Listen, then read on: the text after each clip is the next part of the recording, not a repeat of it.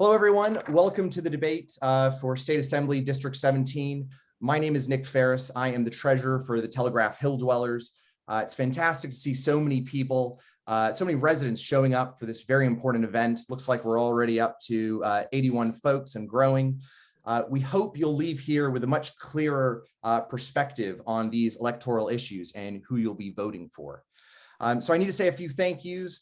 This debate took a tremendous amount of work to organize by many folks of many organizations. I want to say a special thanks to the team at THD, Al, Greg, Andy, Rachel, Charlie. Also a very big thank you to our co-sponsors, the Barbary Coast Neighborhood Association, North Beach Business Association, Next Village SF, Russian Hill Neighbors, Lower Polk Neighbors, the Coalition for San Francisco Neighborhoods, and the District 3 Democrats. We got a hell of a lot of folks together for this. This event just simply wouldn't have been possible without any of these organizations. So please thank folks from those groups for their work. And if you're in an area of one of these organizations, become a member, supports this, events like this. Now, agenda for today. I'm just gonna give one tip for the audience. If you are looking at this and you might see a couple extra screens with no videos, you might see Charlie Berman or Al Fontes. My suggestion would be to put your cursor over one of their screens and you'll see a little button with 3 dots. Click on that and then you can click hide non-video participants. It'll minimize their screens and make everyone else's bigger. I think that'll be a better experience for you. Now the agenda for today, we're going to start with 2-minute candidate introductions, then 4 moderated questions which were submitted by the sponsoring organizations. After that, we'll move to candidate questions. Each candidate will have 2 separate opportunities to ask another candidate of their choosing a question. After that, we'll move to audience Q&A and then wrap up with 1-minute closing remarks. For the audience question, that portion of this evening, really important for that section, what you'll do is you can submit questions via the Q&A button at the bottom of your screen. And when you submit a question, our team will be able to see it and they'll share some of the most commonly asked questions with our moderator to ask each candidate. So when writing this question, please do so in a way that every candidate can respond and also in a way that's applicable for a state assembly member. Rules for the debate, very simple. Candidates have 90 seconds to answer each question. There are no rebuttals. We'll be rotating each round with who begins first. I'll be keeping track of time and show time cards when 30 seconds remain, 10 seconds, and then a stop sign. So candidates, please ensure you can see my screen. Now, without further ado, I'd like to introduce you to our moderator for this evening. We're very lucky to have him, Alex Clements. Alex is the co-founder of Lighthouse Public Affairs. He has moderated several dozen debates in San Francisco for the past 20+ years. Worked for 4 elected officials in San Francisco and Washington, D.C. He tells me he vaguely remembers going to UC Santa Cruz as well. But most importantly, he's not afraid to tell our next assembly member that they need to stop talking because their time has expired. Alex, take it away. Thanks, Nick. Hello, everybody. I'd like to thank the multiple organizations for sponsoring this important debate and for trusting me to be a halfway decent referee. I promise to try not to screw things up. Before we start, I do have something important to say, which I've been saying to elected officials for the last couple of years, which is a heartfelt thank you. Outside of wartime, there has not been a more difficult time to lead in public service. And the people who are willing to put themselves forward to make the decisions between the lousy thing to do or the even lousier thing to do really deserve our respect. And as we all know, these people aren't going for this job for the gigantic paycheck, because that's not there either. So you have my gratitude for putting yourselves out there and being the women and men in the arena, which is a hard thing to do. So thank you. I'm sure you have the respect and admiration of everybody who is watching this and the rest of San Francisco as well. All right. We are going to start the debate with self-introductions. And as Nick said, we're going to run in a continuous loop. The order for this introduction component, you're each going to have 2 minutes, is Bilal, David, Matt, and Thea. The next question will go with, or the next portion of the game will go with David, Matt, Thea, Bilal, and so on. So if you were second the last round, remember you're gonna be kicked off for the next round. When we move into questions, since all four of you are going to answer them, nobody wants to hear me talk. I'm going to try to minimize that, honest. I will ask the question once. If you want me to refresh it, please ask for it. Otherwise, assume that it's just your turn when the person before you is done. So when you run out of time, as Nick said, I will start talking loudly over you and you will not be heard by the audience. So please wrap it up. I will do this as fairly as I possibly can. And I think all four of you know that I'm capable of it. So I apologize in advance. We are going to start off with introductions. The first on our list is Bilal. The floor is yours. Thank you, Alex and Nick, and thank you everyone here for joining. For those who don't know me, my name is Bilal. I'm a neuroscientist, a civil servant, and an entrepreneur. And I'm running for state assembly because I do believe our city should be a beacon of hope for the middle class, for people trying to break into the middle class, for immigrants and migrants, people who live here and want to live here, anyone searching for a better life, because that's what the city represented to me growing up. I was my child of immigrants. My parents moved to the Bay Area, leaving a dictatorship to move here.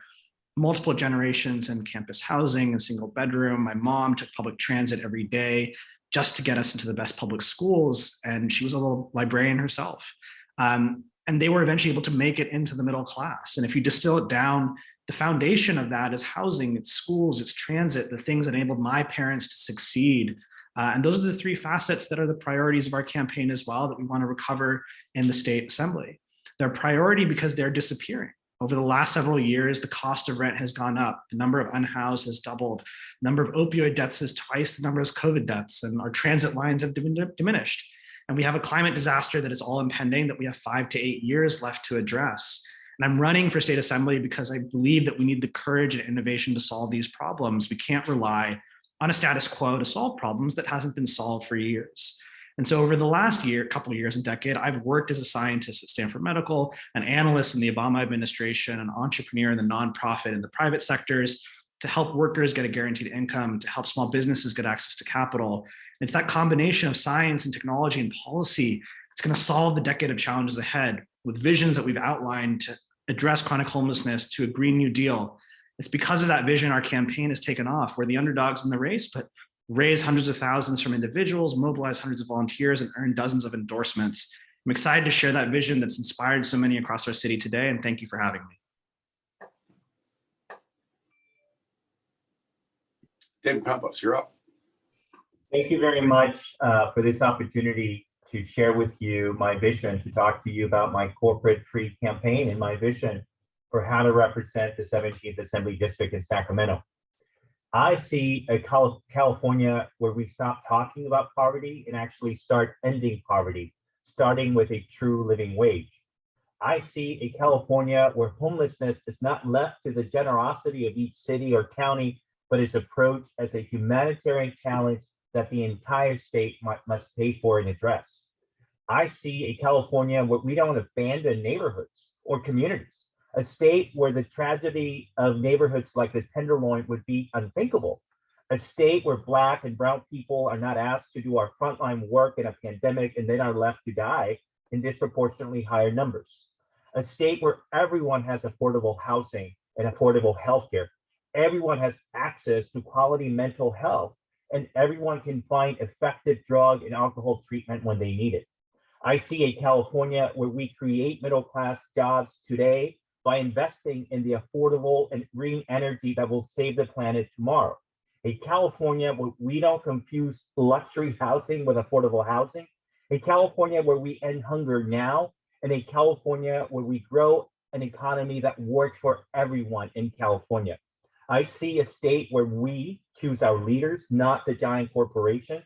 And I believe that how you run your campaign will reflect how you will govern. Now, I am not a wealthy individual. I don't have hundreds of thousands of dollars that I can spend on my campaign.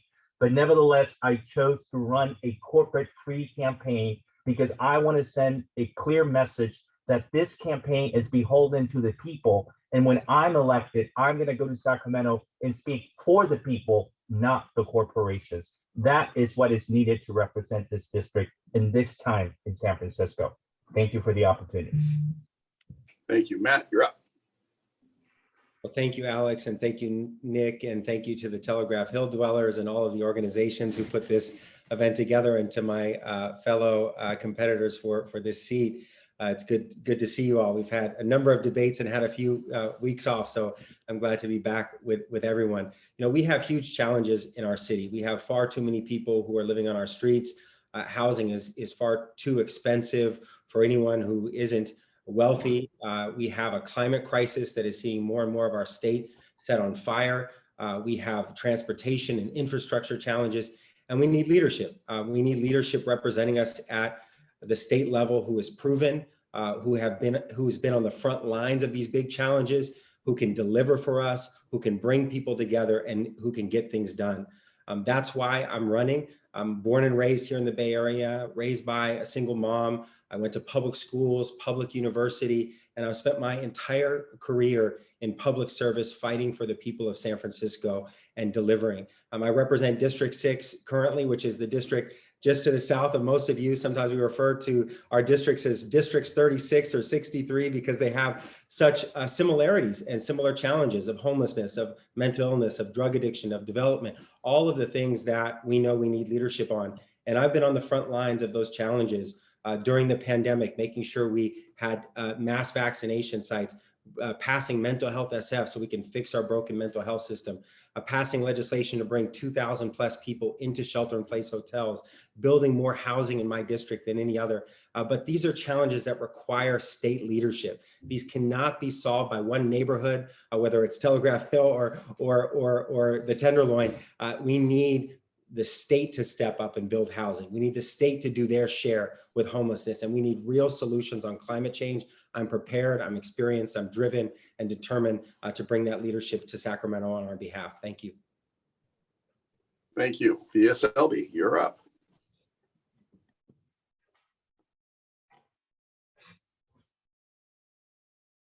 Am I on mute, Alex? Okay.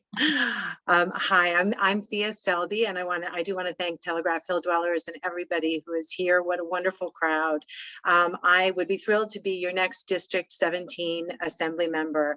I believe that all neighborhoods in San Francisco, I'm a neighborhood lady, deserve to be safe and thriving. I made my Lower Haight safe, thriving, and inclusive after a double homicide across the street from my house. And I think everyone deserves safe streets, good schools, fair housing, good transportation, and good community. I'm the only parent in the race, and as a parent, I raised the 2 kids in my district and they went through the public school system here. I have firsthand experience of what it's like, and I know the challenges of raising a family here. For the past 20 years, I've run a small business in the district, so I know that our merchants and our neighbors are what make each neighborhood unique. I will make sure that we take care of our unique businesses in San Francisco as we come out of COVID. I'm also a twice citywide elected City College of San Francisco trustee. I've been fighting for the most disadvantaged students for the last 7 years. We've balanced the budget and we've hired a permanent chancellor with a CPA to keep us fiscally thriving. I'm running in this district because I see the highs and lows of the district, and that shouldn't be. Places like the Tenderloin that are treated like a containment zone where anything goes, and then beautiful places like North Beach, full of tradition. Places like Chinatown that has so suffered with anti-Asian hate, and then much of the dog patch, which is truly flourishing. My 2 main platforms are to make sure we have the San Francisco we can all be proud of. Opportunity for all through great public education from K through college, and climate goals that we work together to meet or exceed, whether through building housing or better transportation. 70% of the assembly is male, and it's been 20 years since we've had a woman elected to this district. I would be honored with your vote. Thank you very much. I'd like to commend all 4 candidates for their extraordinary knowledge of exactly how long 2 minutes is. Bravo. All right, we're going to move into the second round. Same rotational order. David Campos will lead off. You have 90 seconds to answer this question, and then we'll move to the following one and so on. As a state legislator, you will face a broad array of issues. What are the top 2 issues that you plan to prioritize and engage on if elected? And please be specific. Thank you for that question. And let me say that the overarching theme of my campaign is that we need to address the underlying inequities in our society. Inequities that were not created by COVID, but certainly were exacerbated by COVID. And at the top of that list has to be the issue of healthcare. The reality is that everyone suffered during this pandemic, but there are some communities that have suffered more than others.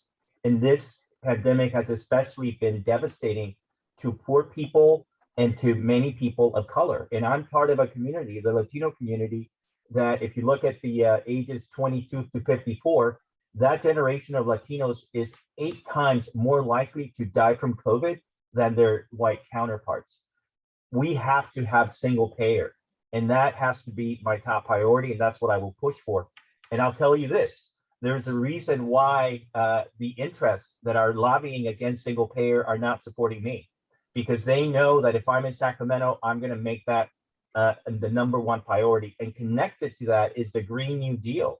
We need to create green jobs, and that we need to focus the creation of those jobs in those communities that were especially hurt by COVID. Those are communities like the Bayview, like the Mission, like the Richmond in Northern California. We need to have a recovery that is truly equitable for all Californians. Thank you.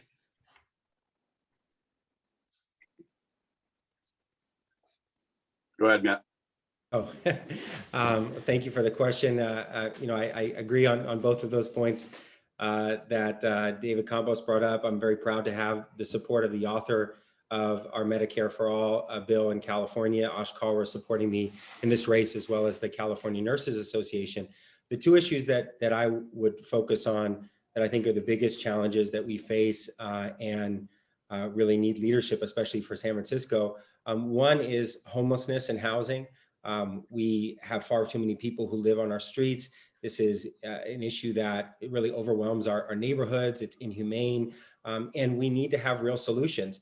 We need to have emergency rental vouchers for everyone who becomes homeless, and emergency assistance for people so that they don't become homeless to begin with. We need to make sure that every single county and city is held accountable to do their fair share. We can't have only San Francisco building supportive housing and navigation centers. Every county needs to have a plan that they're held accountable to with a public right of action to actually get it done. And yes, there needs to be state investments to provide for that, but there also needs to be accountability. We can't have a situation where the responsibility for this is put only on a handful of neighborhoods and cities. We will do our part, but others need to as well. The second thing is climate change. This is an existential threat for our state. We need to be much more aggressive about getting to renewables, offshore wind, making it easier to build local clean energy infrastructure, moving much more aggressively with high-speed rail. So those are two big right. We're going to move on to Thea Selby. Thank you so much. People talk a lot about the Green New Deal, and I've been working over the last 3 years with a coalition called Voices for Public Transportation, which is 95,000 members strong, and it includes unions and it includes all sorts of different organizations. And the reason I bring that up, among other things, is that that's the way I like to work. I like to work with coalitions. I like to get to yes. And I think a lot of what we spend our time in San Francisco doing is not getting to yes. So one of the first things I'd like to do is something that David Chiu was hopeful of doing himself, and that is to sponsor the authorization for a regional transformational transportation measure that would be progressively funded. This would be on the ballot in 2024. And like I say, we have this coalition working towards this. We have had legislation that was stopped in 2020, and I'm really looking forward to making sure that this makes the ballot and really working hard, because believe it or not, 47% of our carbon emissions come from transportation in this city. So that's the first thing. And then the second, I'm torn, but I think I'm going to go with education because of my background. I want to focus to make sure that in particular our community colleges, but also our K through 12 are well set up for post-COVID. There's been some wonderful work by Gavin Newsom to fund. Now we need to make sure we're accountable, that the schools are accountable, that we're doing the right things to spend that money as wisely as possible. Thank you. Thank you, Thea. Bilal, the floor is yours. So the priorities I would focus on are, what are the crises of right now, not tomorrow, but today? And the crises that we face are homelessness, climate change, and we're still in a pandemic. I agree with focusing on a Green New Deal. And will prioritize that 100%. I've authored a Green New Deal policy with the original author of the Green New Deal as well, who worked under AOC. But on day one, we need to solve our crises. A homelessness crisis, we need to solve with a Built for Zero plan, which has worked in 14 US cities across the country through personalized care, guaranteed shelter, by right development, data platforms that actually enable us to personalize care to every individual. It's worked in 14 US cities across the country. We need to now do it in California as well. And I think that a lot of the problem is we keep trying the same thing over and over and over again and expecting the same results. And with the Built for Zero plan, it's something that's actually worked. It's evidence-based. We can bring it to California and actually get that crisis back on track. Similarly, with the pandemic, we're still operating like we're on day one of the pandemic. We don't have 24-hour testings. We don't have backward and forward contact tracing. We don't have a 717 pandemic response system that if an outbreak happens, how do we immediately control it? These are systems that have been put in place in New York. You get 24-hour testing. In places like Seoul and Taiwan, you have the 717 system in place. We need to build a pandemic emergency response team in California and actually get that done so that we're entering an endemic stage of the pandemic. We need to be able to control these things going forward so that we don't shut down schools, so that we don't shut down our economy. And that's what we would prioritize going forward. Thank you very much. The next round of questions will start with Matt Haney. And you can tell that the community organizations that put these questions together pay a lot of attention to the nuances of the law. The state density bonus law is diminishing local control and overriding neighborhood input and concerns. What's your view on the state density bonus law? Do you support it? And if not, what would you do to restore local control to land use planning and zoning? I appreciate the question. I think that, San Francisco has a number of particular things about our laws, whether it's inclusionary, affordability, whether it's certain rent control and such, that we need to have a legislator who's always going to make sure that that's taken into consideration and that the specifics of our needs are considered. And with that said, I do support the state density bonus law. I do think that we need to be building housing all over our state. We need to make sure that in particular cities and counties that aren't building any housing, including affordable housing, are doing their part. It's going to take a lot of state leadership to make sure that each city and county meets their goals in their housing elements, including San Francisco. We are going to be required over the next 8 years to build a lot more housing at all levels. That's going to take more development. It's going to take, yes, respecting whenever and wherever possible the local needs and neighborhoods, but it's going to take us doing a lot more than we're doing now. And that's also going to mean a lot more state investment. It's going to mean local, state, and regional housing bonds. It's going to mean public housing and social housing at a level that we haven't seen. So we are seeing a lot of growth of jobs. We're going to need to see growth in housing, and local voice is always going to be important in the local needs of San Francisco. But I do think that there needs to be state leadership like the density bonus. Thank you, Matt Haney. Thea, Selby, you're up, and feel free to just jump right in. If the previous candidate has ceded their time, you don't need to wait for me. Okay, I don't know if I like you jumping in there, Alex. I look at this as I did when I was a California High-Speed Rail Authority board member. And you have to understand my day job is, as Alex knows, I work on communications and I work on outreach. And I truly, truly believe that it's very, very important and that projects are made better, as I used to say as a California High-Speed Rail Authority board member, with public input, with local input. I think the question here is, do we have a housing crisis?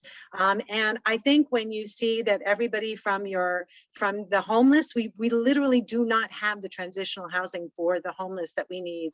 We have seniors who are terrified of being evicted for good reason, because there is no place for them to go. My children would never consider coming back into San Francisco because they can't afford the market rate of $2,800 to $3,000 for a one bedroom. So we have a crisis in housing. And what I hope the state will be able to do is provide guidance for us here, not so much in San Francisco as well, but in the state in general, to make sure that we start building housing in a way that we used to, because we did used to build housing. But things like the Chinatown development, there's a plan there. Those should be considered. Every neighborhood should have input into how that density bonus is used in their particular area. Go ahead, Bilal. I definitely recognize the importance for the needs for respecting the needs of the community. I think holistically, if we evaluate the problem with housing, it's that we're not putting faith into the process, and more often than not, local control is being used to obstruct housing that could be housing people who want to live here or already live here, youth who lived here who when they come back they can no longer live here, or people who are trying to immigrate here as well. I do think that we need to be better supporting by right development in cases when a project satisfies all planning codes and commission and rules. We need to be approving those types of housing projects. And so the way we better support members of the community is things like rent control, LSAC reform, things that are inducing gentrification. We need to work with for those components to ensure that that kind of facets remain. Other facets of the community, neighborhood character, the small businesses, supporting small businesses, restaurants, making it easier for them to be started than to be staying there, commercial moratorium on debt, for rent debt. These are the types of things we need to do to help preserve the character of the community, which is the restaurants, the businesses, and the houses that are already here, to help people keep them in their homes. But for building new housing that's supposed to support people who want to live here, refugees, immigrants, people who need to come here. And in that context, I do think that the facet of local control is too often misused, and we need to be approaching it in a different way. David Campos, you're up. Thank you very much. And let me say this, that I do think that there is a difference of opinion with a couple of the candidates here in terms of the role of local control. We do have a housing crisis, and I do support having a density bonus. But I also believe that it is not fair to blame the housing crisis that we have on local control. I don't think that giving neighborhoods like the Telegraph Hill the opportunity to weigh in on the kind of development that happens in their neighborhood is the reason why we have a housing crisis. I believe that it is important to allow neighborhoods to have a say on protecting the character of those neighborhoods. And that doesn't make me anti-housing. To the contrary, San Francisco, as Harvey Milk used to say, is a city of neighborhoods. And one of the things that I have tried to do is to strike a balance between building more housing, but also protecting the character of these neighborhoods. One of the ways that we did that was the creation of the cultural district as a concept. And now we have a dozen cultural districts, because I do believe that preserving the character of these neighborhoods like Telegraph Hill is not inconsistent with the need to build more housing. I think the two have to be balanced. But I think that as a representative in Sacramento, I will understand the importance of protecting the right of neighborhoods to have a say on the development in their neighborhood. Thank you. And moving from housing policy to compassion, Thea, you will be the first one to answer this question. In a state as wealthy and resource-rich as California, people seeking a warm, dry, indoor sleeping space with connection to services and stability shouldn't be told that it doesn't exist. How will you specifically craft, prioritize, and pass legislation to dramatically improve shelter capacity and access, especially during inclement weather, natural disaster, and states of emergencies? So, that's an interesting, especially because I just feel like here in San Francisco, we have had a housing crisis and a homeless crisis for a long, long time, not just in inclement weather, unfortunately. I think the difference is, and I really appreciate, I think some of the work has been done by these very people, that really we've changed the dialogue from one of it is humane, it is compassionate for people to live in tents. It is humane, it is compassionate for people to live on the streets, to really recognizing that it really isn't. I happen to work for one of my clients is up in the north, and they are working on eradicating homelessness themselves. And I believe very strongly in their very first principle, which I hope we all do, which is housing first. And so one of the things that I would do is bringing that principle into play. What can we do from places like Baja, which is Bay Area Housing Authority, which is something that David Chiu put into place as a way of getting regional funding for housing? How can we get Baja working for us to actually make that transitional housing? Because the truth of the matter is it doesn't exist right now. I also want to use Project Home Key, which is federal money that goes through the state, and it makes it you can very quickly buy hotels and other kinds of housing for homeless people. We need to work that really quickly. And I will be a bully pulpit person who wants to make sure that happens. Thank you. Bilal? So I think we have to evaluate, why is the current system not compassionate? The current system is not compassionate for helping homeless in San Francisco because of really poor data algorithms that we've been leveraging to house individuals. We don't have enough housing. It starts with, first, we don't have enough housing shelters and permanent supportive housing units.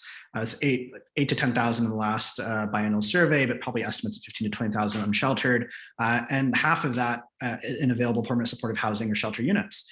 We have boards of supervisors that keep blocking new shelter from being developed. So we need to ensure by right development for things like shelters to be in place. When they're approved and have the permits, we need to be able to have them be built as fast as possible because we have a crisis today. Second is when people need to get access to these shelters and permanent supportive housing units, we have a coordinated entry system, which basically effectively rations who gets care and who doesn't. We need to flip that on its head and in turn say, use the data to say how many shelters we build to match the number of people rather than trying to ration individuals into existing care. Third is then we need the Built for Zero system, which we outlined a little bit before, developing integrated case management teams that have been highly effective across 14 US cities. We have a lot of different services that are really important, from addiction to mental health to housing services and career services, have integrated case management teams that have been highly effective in other cities from Rockford to Bakersfield, and then personalizing the solution to every individual so that we can treat everyone as a human being and actually get them the care that they need. It's been highly effective in other cities. We should do it here in California, and that's the compassionate solution. Thank you, David Campos. The status quo on homelessness is not working. It hasn't been working for years. And just look at the travesty of the Tenderloin, a failure of leadership in that neighborhood. I think what is needed when it comes to homelessness is experience pushing the envelope. And I am proud to be running as the person who opened the first navigation center here in San Francisco. I proposed the creation of a safe injection site in 2016. And if that had opened at that time, thousands of people would have been saved. I'm also someone who has experience actually getting people out of the streets and into supportive housing. As a deputy county executive in Santa Clara County, I oversaw the creation of 4,500 units of supportive housing, because as Thea Selby said, it should be a housing first policy.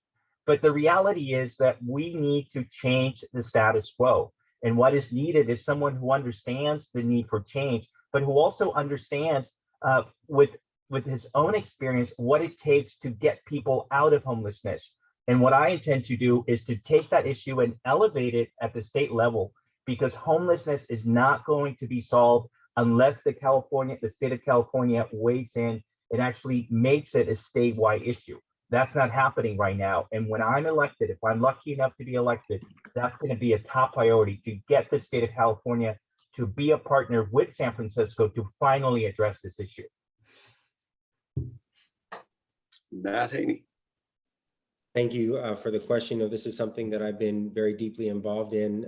My district has most of the shelter beds, most of the navigation center beds, most of the supportive housing beds, and shelter-in-place hotels. We've added thousands of them since I've been supervisor, and we've learned some things. One is that when we had our shelter-in-place hotels, which offered dignified shelter, non-congregate shelter, and wraparound services with a true pathway off the streets, we were able to get people off the streets. We had 300 plus tents on the streets of the Tenderloin in May of 2020.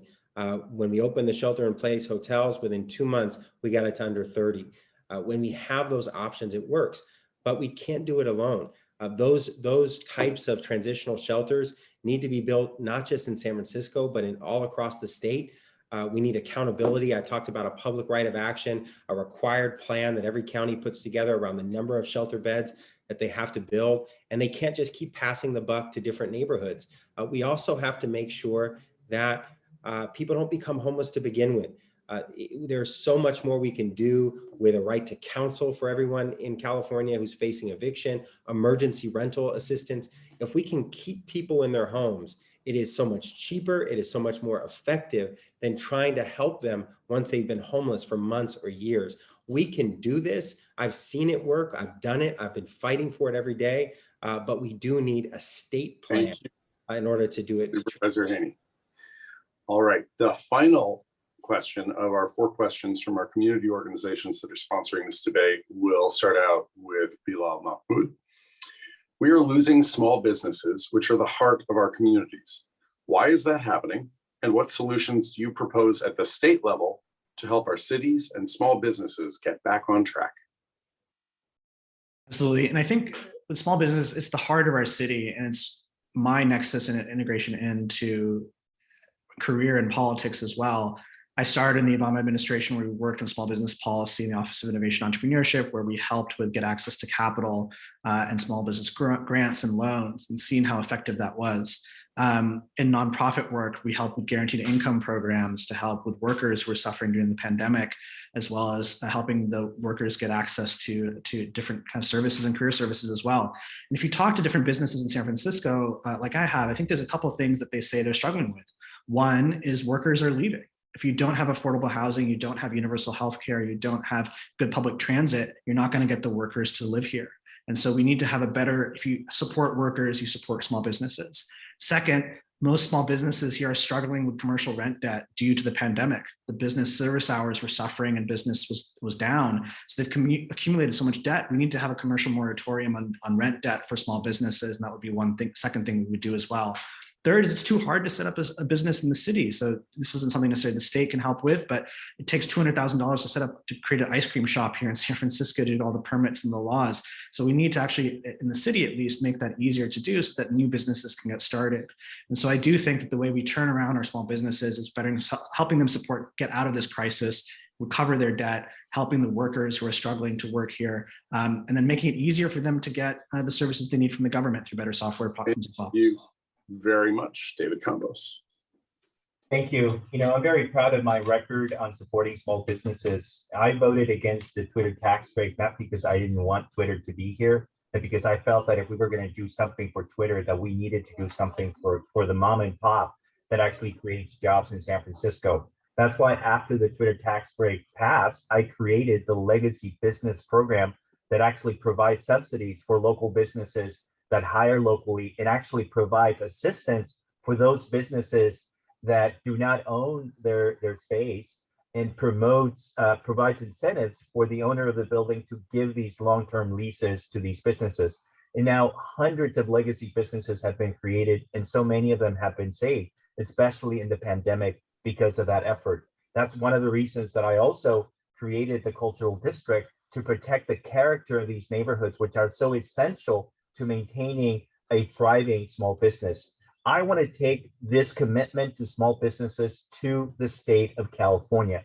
I believe that the state is so focused on helping big businesses that it needs to do more for those small businesses. And quite frankly, one of the reasons that I'm not taking corporate money is because I do not want to be beholden to the corporate interests that have driven the financial and fiscal agenda of Sacramento. I want to make small businesses a top priority, because they're the ones that actually drive the economy. They are the engine that actually builds jobs in places like San Francisco, in neighborhoods like Telegraph Hill. Thank you, Thea, Selby. And my apologies, that was not an editorial statement. Walking stage left or right, or whichever direction it is for you, it was a coughing fit. So I apologize for that. Matt, you're up. Thank you. This is still has to be a top priority for our state and city. Our small businesses are still struggling. I spent the last year as our budget and finance chair.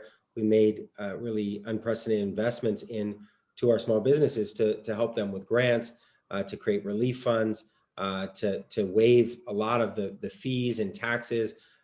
We, together with Supervisor Ronan, we made a program called First Year Free to make it free to open a new small business in our city.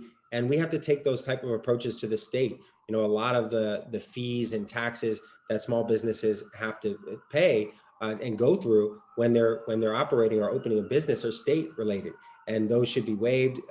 We should make every effort to make sure that we are supporting our businesses rather than putting additional burdens on them. And that also has to do with the set of rules and agencies and everything else that they have to go to. There's too much bureaucracy when it comes to what small businesses have to do. We've lifted a lot of that locally, but a lot of it is still at the state level. And then, I agree with Bilal. When it comes to what a lot of small businesses are facing, it's still commercial rent debt right now. And we have to make sure there's a massive program similar to what we've done with residential rent to forgive debt, not just the rent debt, but other types of debt that businesses have taken on so that they can get back on their feet. It's going to be so critical that we do all of those things, both for the long term and the short term. Thank you. Thea, Selby, you're up. Okay, so as the small business advocate and Merchant and Neighborhood Association co-founder, I have to say this is a question near and dear to my heart, and I have thought a little bit about it. In addition to the wonderful thoughts by my colleagues, I would include looking at commercial rent control. The reason that I got kicked out of my place during COVID is because the damn people wouldn't allow me to do a moratorium. We had to continue paying even though we weren't allowed in the building. And B, what a lot of buildings do is they switch ownership, and then the money that they pay in new taxes gets shifted right down to the small businesses, right down to the merchants.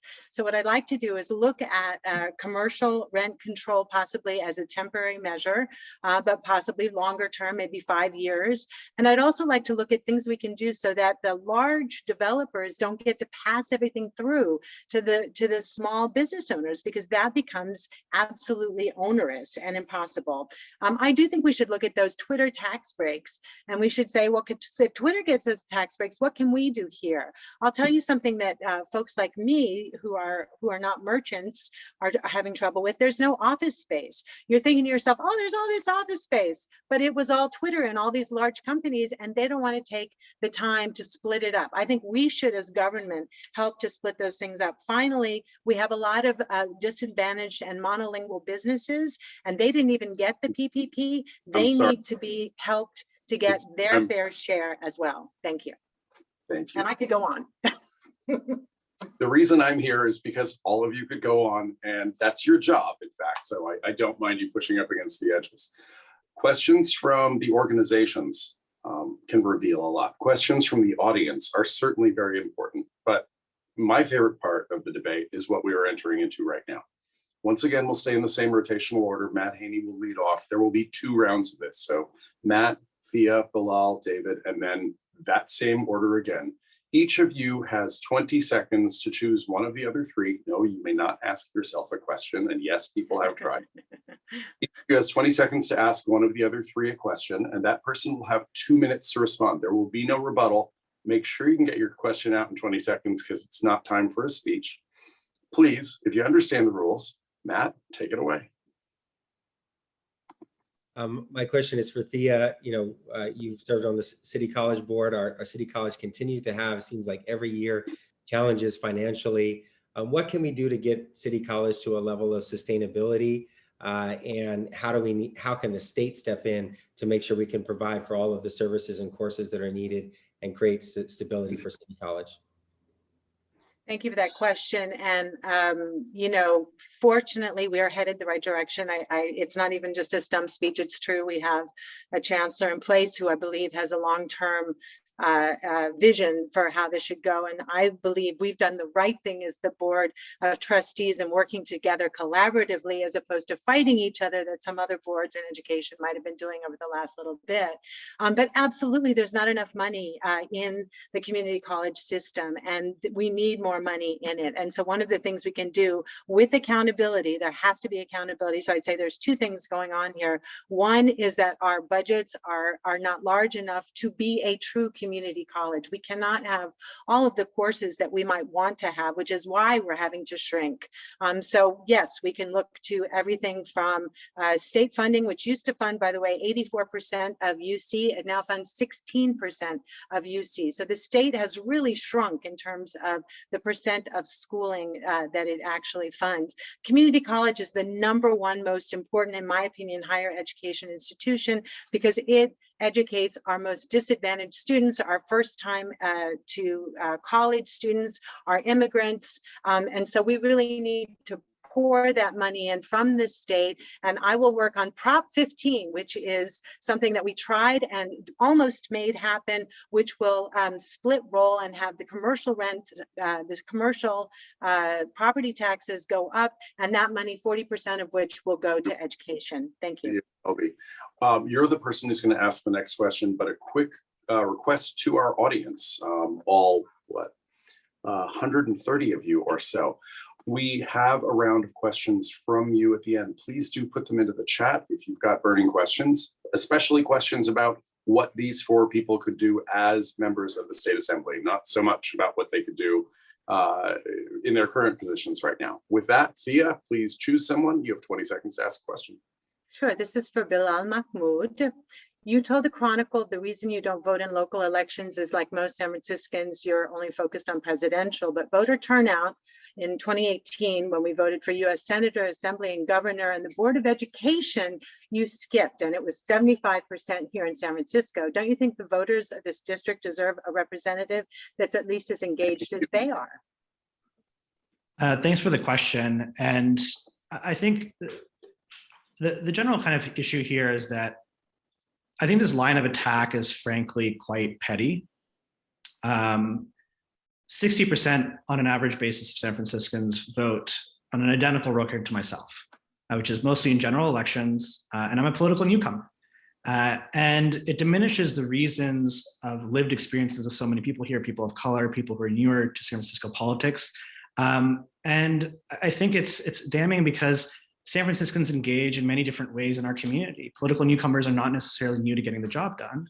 I've started nonprofits and helped hundreds of workers and small businesses. We help with community organizing. We help with community cleanups and safety patrols, monthly cleanups in the Bayview, research with national thought leaders on things. There's many different ways to engage with the community. So this line of attack is petty because it means that it's often a Fox News talking point to say this person didn't vote here and this person voted here. It's a political establishment that uses it when it's afraid. It's used by so many different people who've criticized AOC, to Jamal Brown. People criticize Harvey Milk, that he only lived here for a year before he ran for supervisor.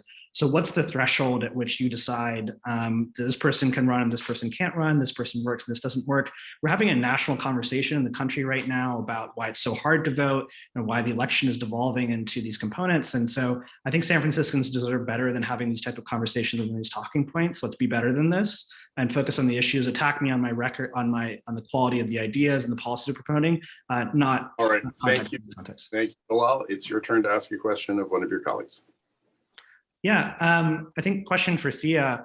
There's a lot, obviously we're still in a pandemic and there's a lot of conversation right now around vaccines. There's been 2 really awesome bills done by Senator Wiener that are doing vaccine mandates for children. And what are your stances and thoughts on those vaccine mandates? Would you support it unequivocally without exemption?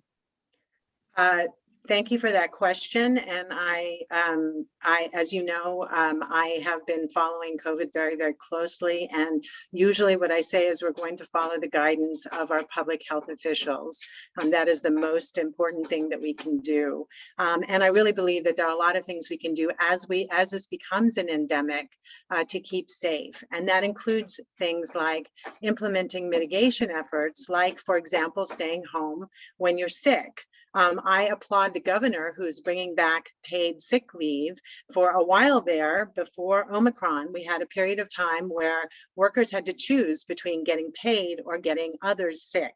And I think that if we can move from thinking so much about whether or not we're going to have exceptions or not exceptions, to mandates, to what do we need to do to be safe, because that's really what we're trying to do here. We're all trying to be safe, whether we're teachers, whether we're students, whether we're those who cannot get vaccinated for reasons of immunocompromisation, however you say that word.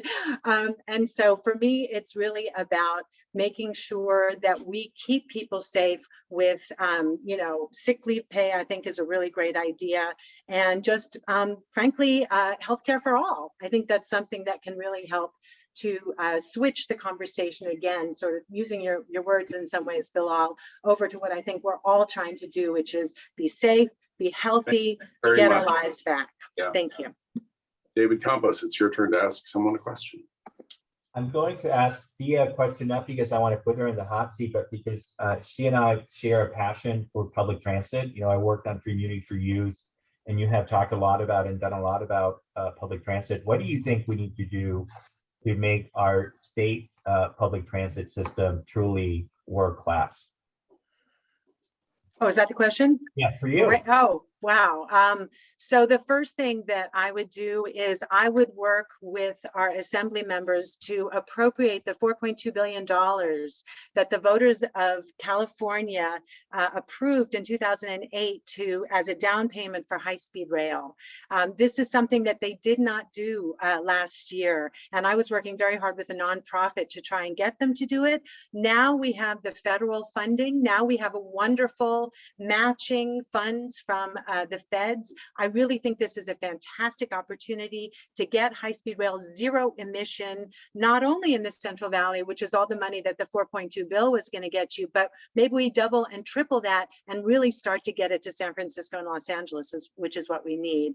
I already mentioned the thing about the $100 billion that we're working on to truly regionally. You can't think just in San Francisco. You have to think about the region. As you know, many of our workers want to be here because we have higher minimum wages, but they got to live 2 hours away. So we've got to figure out ways, both with housing, but faster than housing, if you're looking at what you can do, is build those lines, those transportation, make it affordable, abundant, and accessible. And then we'll be able to really hopefully move people as much as possible to green ways of moving around. And the final question for the first round, Matt Haney. I think we're on the second round. My apologies. Please don't take that out of Matt's time. This question is for Bilal. What was your position on AB 5? Would you have supported it? And how did you vote on Prop 22, which overturned it? And what do we do for gig workers now that Prop 22 has passed? Sorry. I think that we're entering into a new economy, and I think this is why having private sector experience and having worked in both the public and private sector is important, is that so much of our economy now is moving into a consulting world. Consider mental health as well. It applies to Uber drivers and Lyft drivers, but also mental health workers. So I do think my general position is that on this casework is that our old systems of employment are outdated. And there needs to be reform of how we think about employment. For instance, universal healthcare would obviate a lot of these components. Did not support AB 5, did not support, I did not support Prop 22, supported the development of AB 5, and it is something that I think one of the most damning things that was part of it was that the thing that I think was most concerning for me was the high threshold of overturning the law in that context. So that's why, but I think I agreed with the intent of having this reform in that context, that we need to ensure that there is a new type of employment for types of workers, consultants in this context, but the actual proposition of itself was not kind of very sound. Thea, on to you. Thank you. And this will be a question for Matt Haney. There's been, as you know, I care deeply about education. I'm one of the weird people who used to listen to it on the radio. There's been a lot of talk in the last year about renaming high schools. You started this years ago when you were on the board of ed, when you tried to rename Washington High. Do you still think that's a good idea? There's definitely schools that should be considered as part of a collaborative, informed process led by school communities to consider names that better reflect who they are. We did this with Chinese Immersion School. We named it Ed and Anita Lee. We renamed Fairmont Elementary, Dolores Huerta. There's a right way to do this, and it has to be collaborative. It has to involve students and the school community. I called for a consideration of renaming Washington after Maya Angelou because she had gone there. And I thought that that would be a very powerful statement for that community. But I also said at the time that it had to be something that the school community supported and that they led. It shouldn't be imposed on them. And what this school board did is, in the middle of a pandemic, Instead of focusing on reopening schools and supporting students, they spent time on this renaming process that went totally out of whack and out of line, talking about renaming Mission High School, Lincoln. I mean, these were things that were going to be imposed on these school communities when they weren't even open, when they weren't involved, and that's wrong. And so they went about it entirely the wrong way. Should this be a collaborative, informed, longer-term process? Yes. Should it happen during the pandemic and the way they did it? Absolutely not. And the final question from Bilal. Question is for Supervisor Haney. Mr. Campos has talked a lot about the need for being devoid of special interests in our donations and our campaign. I've noticed you've taken money from incorporated entities as corporations, but also from several individuals who've been indicted for SEC fraud. And why did you take money from these individuals, and are you going to return it? I've had over 500 contributions from San Franciscans, huge amount of outpourings of support from working people. We're going to file our donation reports, but I'm guessing that I got the most donations of regular folks, and I'm very proud of that. I don't know who you're referring to that anybody indicted for SEC. Any funds that we received that people donated that we're not allowed to receive will return. Absolutely. I can't preemptively prevent anyone from going online and making a donation. But we've returned some donations that have come in that we can't receive. There are a lot of laws. You can't take donations from people who have contracts or who are on certain nonprofit boards. A lot of friends of mine sit on nonprofit boards like Glide, and we've returned those. So I have no idea what you're referring to, but any donations that we aren't allowed to take by law, of course we will turn back. Taking no money from corporate PACs, no money from fossil fuels, no money from law enforcement unions.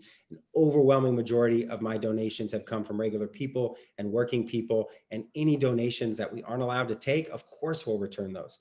So absolutely, this has been a corporate PAC free campaign and a campaign that is funded overwhelmingly by regular people. And frankly, I wasn't able to self-fund in the way that you were, so I've had to go out there and fundraise to be able to keep up, and I've done that with lots of small donations from regular people.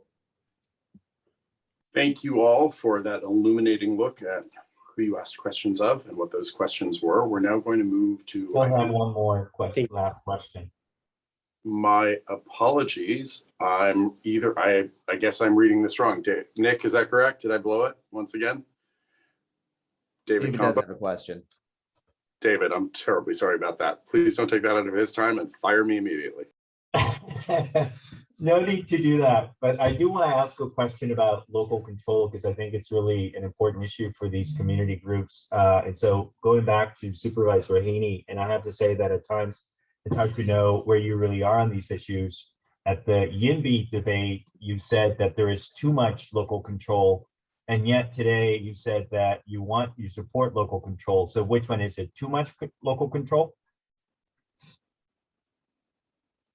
I think I've been pretty clear on this. I think that communities and cities and counties around the state who are saying no to housing, they shouldn't be able to do that. We need every city and county to build housing and to do their fair share of affordable housing and all types of housing. That's what's happening with the RENA process. That's what's happening with every county coming forward a housing element. So to the extent that we're talking about building more housing all over the state, yes, there's too much local control. I've said that repeatedly, and I've been very clear about that. When it comes to whether a neighborhood like Telegraph Hill should be able to have a say in developments in their neighborhood, of course they should. Of course they should. I've never said anything else. In fact, in my neighborhood, of course, we've built more housing than any other district by far. We've done it year after year, and I've done it in collaboration with the neighbors and with the neighborhoods. But at the end of the day, the state has to take a leadership role. We have cities and counties around the state that are building zero, that are building nothing. And so at a macro level, when it comes to the way this looks at the state level, yes, there's too much local control. Been absolutely clear and consistent about that. Does a neighborhood like the ones we're here with, should they have some say? Of course, in what goes there and how it goes and everything, of course. But we have to get to yes. We need state leadership. And we cannot just allow some places to say no to everything. And I think the way to do it is when we're doing this with the housing element and RENA goal, allow local cities and counties to come up with their plans, neighborhoods input. But if it doesn't get done, there has to be US leadership. Appreciate it. Since I'm getting everything else wrong, why don't we all yell at each other for 3 minutes as a ballot? I'll start. I'm a terrible moderator. We're going to move on to the final segment of the debate, which is questions from the audience. Let me read this carefully so I don't mess it up again. David will answer this question first, and we will rotate through in the existing order.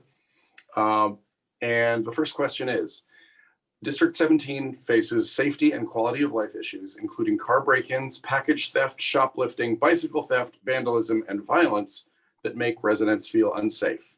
As a member of the Assembly, what would you do to address these issues? And you have, I believe, 2 minutes.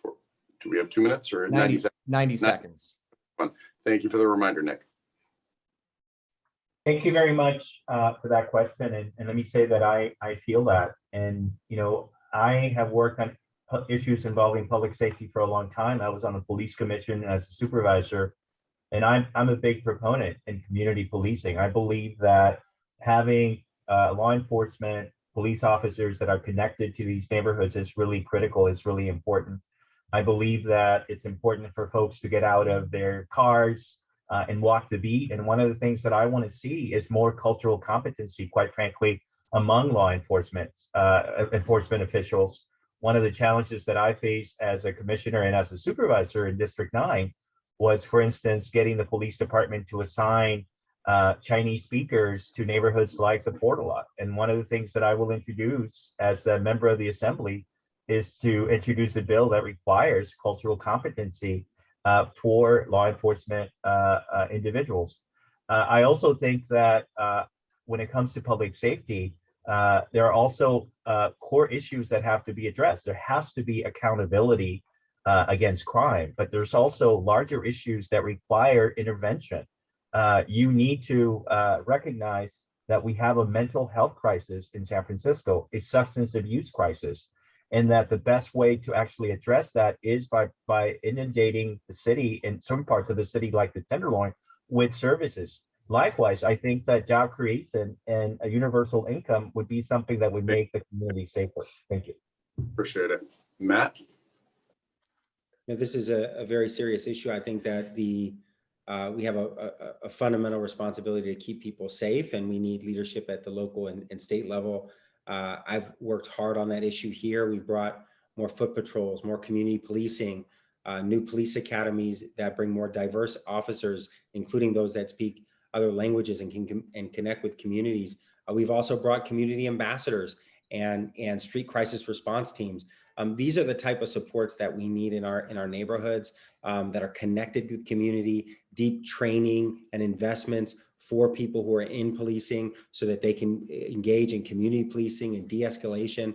And we need effective consequences within our criminal justice system. That means that people need to get help. We need much deeper investments into collaborative courts. People shouldn't just be cycled in and out. They should actually have real monitoring and effective assistance, caseloads that are manageable for people who are on probation. There are ways that we can get people help. And absolutely, I agree that some of this is about behavioral health, it's about mental illness, and it's about drugs. And all of those things require treatment beds and levels of care that don't exist right now. And we have to go after the organized retail and bigger drug gangs that I think are responsible for putting a lot of these folks out here who are committing crimes. Thank you. Thea, Selby. So I'm going to start with the victims and with the community, because I've actually been through this. I've been through this in my own neighborhood, where we started out completely isolated, and then when we came together, we were actually able to make a difference. For those of you, I bet a lot of you know what the CPAB is. It's a Community Policing Advisory Board. My husband's been a member of it since inception. Gascon started it as a corollary to CompStat, because some neighborhoods, my own, they never call the police. Other neighborhoods, maybe one of yours, call the police with very frequency. And so what you need is the human element in addition to that. So I think we need more collaboration between, honestly, the police and communities and public officials. That's how we did it here in the Lower Haight. We combined those three groups together and tried to work it. From a state perspective, however, I will say, yes, grow your own. We do it with teachers. We try to do it at City College. We should be doing it with the police so that we make sure that we have the Vietnamese and the Chinese and the Russian and whoever it might be. We speak 114 languages in the city. Also, we need to get the Attorney General involved. A lot of these break-ins are not individuals. They are gangs. They are people who are coming, a lot of them from outside of the city. They see the city as a place where crime can happen and it won't be punished. I'm sorry to say it, but it's true. So if we can get the Attorney General involved to start seeing regionally how we can make this safer, then that will help. Thank you very much. Before we move on to the final response, I would like to do a shout out to Nick Ferris, who is not only paying attention to everything, running audience questions, spreadsheets, and keeping an eye on the clock in a most distinguished fashion. He's the person paying the most attention. Bravo. Keep it up. Don't screw it up like I did. And now on to Bilal. So I think just first you need to acknowledge that I think a lot of the conversation in San Francisco is we gaslight individuals to feel like crime is not affecting our population. I think we need to acknowledge that crime is affecting individuals, home burglaries and home invasions, car break-ins, and it is happening and is getting worse. But how we solve it is a combination of a two-pronged approach. We have to solve it at its root, talk about the supply chain of crime. I volunteered on safety patrols over the last year in Chinatown and Sunset, and we would talk about how we've noticed there was basically these Audi gangs, basically people in Audis going in, breaking into other Audis. These are not necessarily crimes of poverty. These are, like Ms. Thea Selby said, they are organized crime rings. And so to solve it, we go after the fencing networks. When people steal goods, they then sell it to other people. So at the state, we can boost funding to go after fencing networks which cut crime in its heart at the supply chain, cut it off, so that it reduces the demand for people to want to sell in that context. The second, though, that I think no one's really talked about is that we need to prevent crime before it starts. Most crimes happen by second-time offenders, recidivism. We need to tackle recidivism. The reason people often go back into crime is because they can't get jobs, they can't get a guaranteed income, they can't get shelter, they get $20 in an ankle bracelet when they're let out of prison. So if we don't support individuals and reintegrate them back into society, we can't prevent future crime. And so we need to ensure that we have things like a guaranteed income, more supportive housing.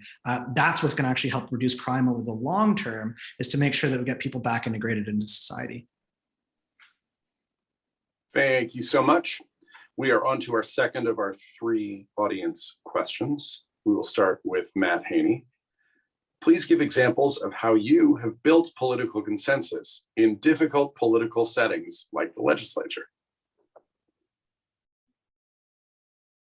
Well, I've had to do it a lot in City Hall. City Hall is a very difficult political setting, and I've been able to have a lot of success there. I passed 2 ballot measures, which took a lot of negotiations to get on the ballot. One was the overpaid executive tax, which passed overwhelmingly by the voters. The other was the Department of Sanitation and Streets, which is launching in a couple months. That took also a lot of building of consensus. I've been able to author and pass. They just did a count of it. I was the supervisor that passed the most legislation, except for your supervisor, Aaron Peskin, who did the most. So I was very active. I passed universal tenant protections, working with Supervisor Ronan. We passed mental health SF.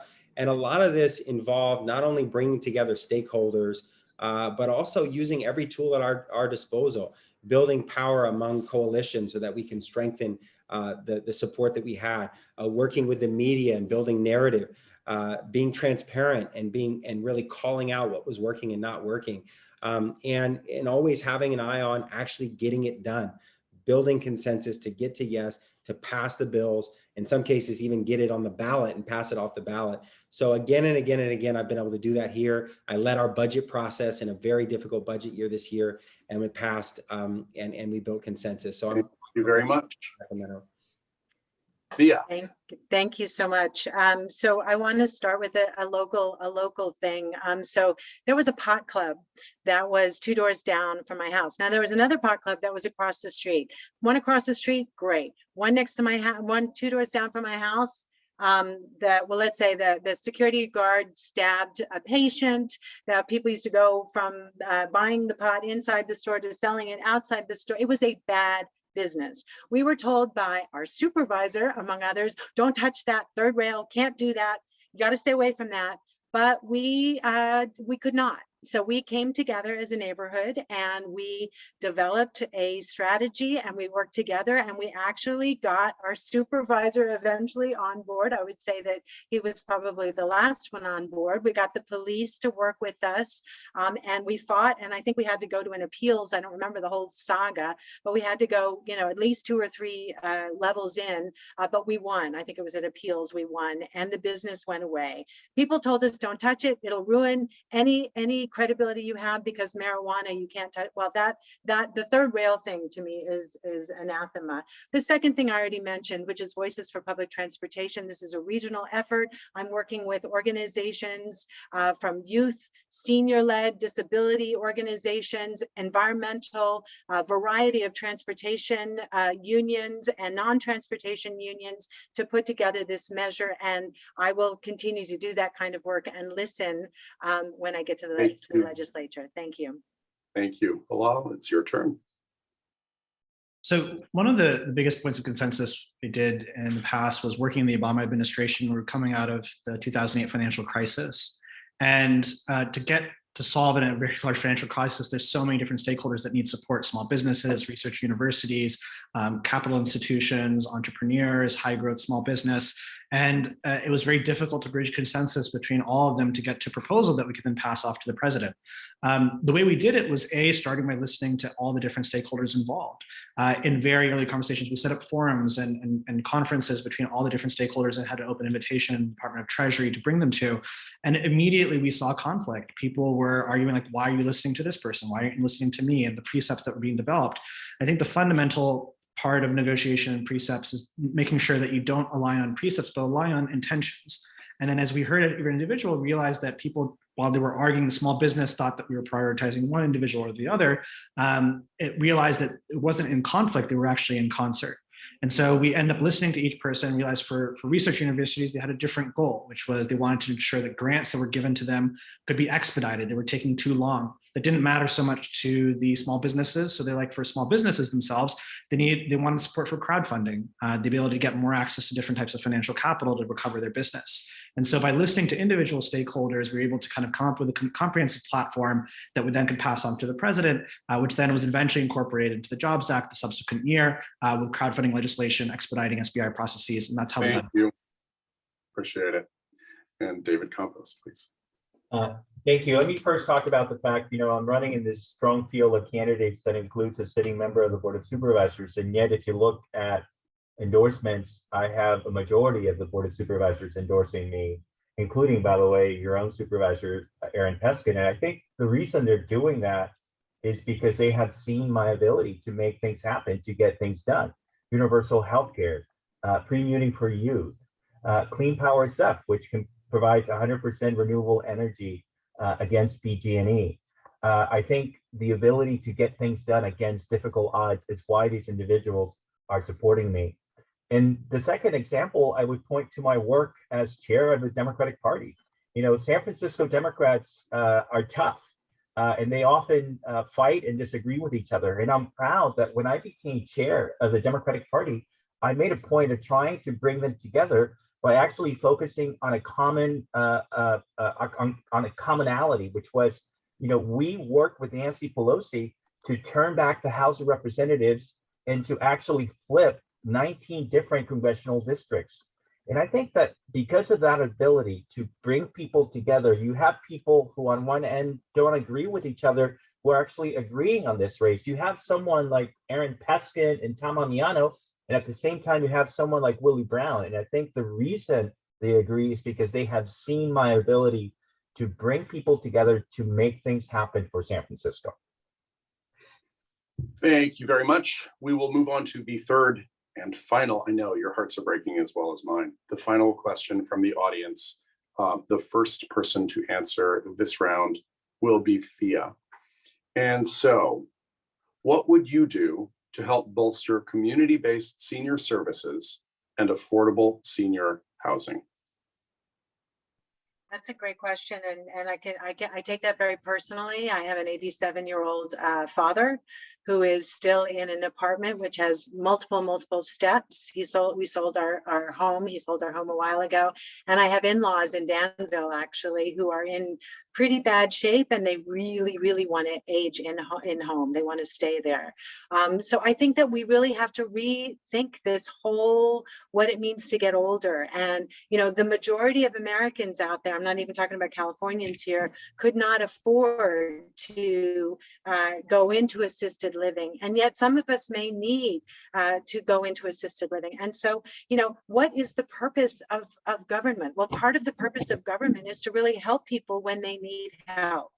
And for those of us who aren't going to have massive pensions or, a whole lot of money, we're going to need help. I consider myself one of those. And so I want to work with the government to figure out how do we care for our seniors. It is cheaper to have them in their own homes. A lot of time they want to be in their own homes, but to be perfectly honest, the other flip side of that is home care workers. They need to be supported more. They make terrible wages, I now know, and they are treated pretty badly by all and sundry. So I think if we can, make the industry in general responsible and accountable, both on the home care side, but also for seniors who want to be in home and for those who need to be in assisted living. Thank you, Thea. Bilal, senior housing and senior affordable housing, senior services.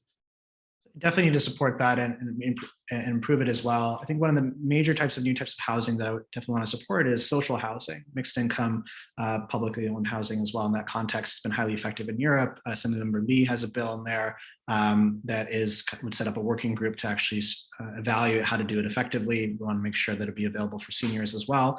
But I think in addition to that, we need to ensure that have different ways of paying for this type of housing as well. I've supported guaranteed income programs. Section 8 housing vouchers are highly effective, but there's a huge long wait list to get them. And that doesn't help a lot of individuals, especially seniors who need to get them. The wait list is too long. Guaranteed income can actually be used effectively to help individuals get that cash directly today. And it wouldn't be used as prejudicially. Sometimes landlords will then look at Section 8 housing vouchers because they then know it came from the government. So in that context, I think we need to better support guaranteed income programs that I've seen work in nonprofits that I've supported. We helped hundreds of workers during the pandemic get a guaranteed income through my foundation and help them kind of stay afloat and pay for rent and healthcare. So the addition of guaranteed income balanced with social housing were some of the things that I would support to ensure that we're able to support our seniors to be able to live and stay in San Francisco as well. Thank you, Bilal. David Campos. Thank you. I do think we owe it to our seniors to make sure that we give them the ability to age, with dignity and to age here in San Francisco. And that's where I think that government has a very important role. The market is not going to build that housing for our seniors. And one of the things that I plan is to make sure that when I'm in Sacramento, that the state at the statewide level makes an investment in senior housing, including having to put a housing bond on the ballot to pay for it. I think we owe it to our seniors. I also think that there are issues with other needs that need to be addressed. And, it's not just income. I do support a guaranteed income, but something as basic as hunger. To this day in California, you have seniors going to bed hungry. And we in California have a budget surplus in the tens of billions of dollars. A fraction of that surplus could actually end hunger for seniors in California. I'm going to prioritize those issues when elected. And I think it's really important to make that priority a reality, not, because we have been talking about this for a long time. And it has to be done, by the way, in a culturally competent way, not only when it comes to language, for monolingual speakers, but also issues like sexual orientation. A lot of seniors, because of the homophobia in group housing or their housing situation, have to go back into the closet. And I don't think that's acceptable. Thank you, David Campos. Matt Haney, the final answer to the final audience question. this is something that really requires local and state and regional investment. It's not something that the market is going to provide for on its own. And we are not meeting the need currently. When there was a proposal of a local housing bond in 2019, it was initially proposed at $300 million with very little for senior housing. We pushed back. I thought it should have been $1 billion considering the need. We were able to get it up to $600 million. And 150 million of that was set aside specifically for senior housing. That's the kind of thing that we need at the state level. Massive bonds, social housing, taxes on big corporations. I mentioned we passed the overpaid executive tax. Billionaires have done better than ever. Property tax revenues are going up. We still have to reform Prop 13, but ultimately there is revenue that we can access and bonds that we can put forward. And we always have to look at setting aside funds for senior housing. I will be a champion for that. We also have emergency rental vouchers, ways that we can make sure we have emergency assistance that need to be available for folks. One of the things we did here is made sure that no one in supportive housing pays over 30% of their income in rent. That should be a standard for everyone. And if people aren't able to do that, they need to have the subsidies and the assistance, especially seniors, to be able to do that. So build more, yes, but also make sure that everyone has the assistance, particularly for seniors, that allow them to pay no more than 30% of their income. Thank you for that. All right, we have come to your final closing statement. We will go in the order, starting with Bilal. You'll have 60 seconds to make your case to the viewers of this extraordinary debate. Thank you all for your time. Bilal, the floor is yours. Thank you again for hosting, and thank you all for being here as well. And I think I don't have to remind everyone, this is a very critical election that we are facing in the next decade. Housing, small business, safety, community, these are all on the line. And they're the foundations of our city, and ensuring that our city remains a cosmopolitan city for all, and ensuring that we can become a beacon of hope again for the middle class. And that dream is under threat because if we take a hard look at how do we recover it, we need bold change and bold outcomes. We need new leadership that can be measured on outcomes and not just on words. And I've worked across the science and the business and the policy sectors, from the Obama administration to the private sector, to the nonprofit sector. And from that framework, we'll develop innovative programs in the months that help hundreds of workers and small businesses that I've seen work effectively, like guaranteed income and micro lending services, as well as the technologies necessary to upgrade our entire government infrastructure. So being in the public or the private sector, we've operated from principle, from courage, from action. And that's why we've received endorsements by over a dozen organizations at this point, from the San Francisco Women's Pact to ENDC, why we've raised more. I'm terribly sorry. I have to cut you off there. I promise to keep time. Thank you, Bilal. David, your turn. Thank you very much. We are at a critical juncture in the history of San Francisco, and I think that experience does matter, but it's not just experience, it's experience pushing for change, pushing against the status quo. I had done that as a supervisor. I did that when we passed universal healthcare, when we made the first navigation center a reality, when we passed clean power stuff. But the other thing that is critical in this race is to understand that it's not just saying the right thing, but actually doing the right thing. And I do think that the way you run your campaign is a reflection of how you are going to govern. We are not taking corporate money. We are not taking money from these big developers that have business before the city, because we believe that we have seen the movie where politicians say the right thing and then they take that money, and then when they're elected, they do the wrong thing. Join this effort to finally have a representative who's going to speak up, not for the corporate interest, but for you. That's what this campaign is about. Thank you. Matt. Well, thank you for the moderators and fellow candidates, and to everyone who's here. Appreciate your time and your interest. We have huge challenges that you've heard about this evening on homelessness, on climate change, on housing, on transportation, education, and we need to send someone to Sacramento who can hit the ground running on day one, who's been in this fight for you. I led us through this budget process. As a supervisor, I lead in what is the toughest district in many ways in our city that has some of the same challenges as where you all are. I've delivered results. We've built housing. We've got thousands of people off the streets. We've invested more in public safety and policing. We've done so much here, but we need the state to lead and do their part as well. I've worked in Sacramento in the legislature. I've led statewide organizations. I've been elected in San Francisco, and I've fought for change and results every step of the way. I'm pragmatic. I'm collaborative. I will work for you all hard when I go to represent you all in Sacramento, and appreciate your time tonight. Thank you. And Thea Selby, you have the last set of words. Thank you so much. So I think you can tell I'm a little bit different than the rest of the candidates here. I am a woman, and I think my experiences give me unique insight into issues that don't often get raised by 70% of our legislature. I fight for the little guy and gal, whether they're the small business owners or workers, or the children in our schools, as I did with the recall. I'm a strong proponent of the recall of the Board of Ed, or for seniors in San Francisco or students in higher education.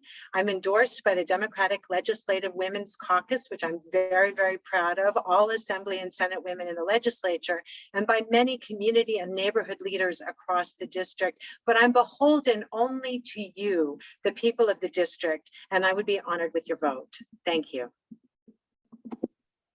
Thank you very much to our candidates. We will now turn it over for some final remarks from our timekeeper, spreadsheet keeper, organizer, graphic design. This beautiful green thing behind me, I think came out of the Ferris household. Nick Ferris, the floor is yours. I have a talented wife. Listen, thank you everyone for attending. Alex, thank you as well for moderating. This was fun. This was fun doing this. Is the first time that we've worked together. This was fun to do this with you and learn from this. A reminder for everyone that the election is Tuesday, February 15th. If you are voting by mail, you should have received your ballot already.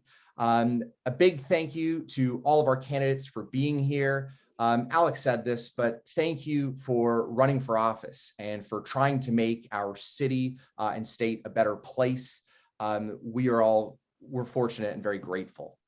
And of course, thank you to all of the sponsoring organizations. It took so much work by so many great organizations. You can see them up here. Hopefully you've seen them throughout, but it wouldn't have been possible without every single one of these organizations. So thank you to all of them.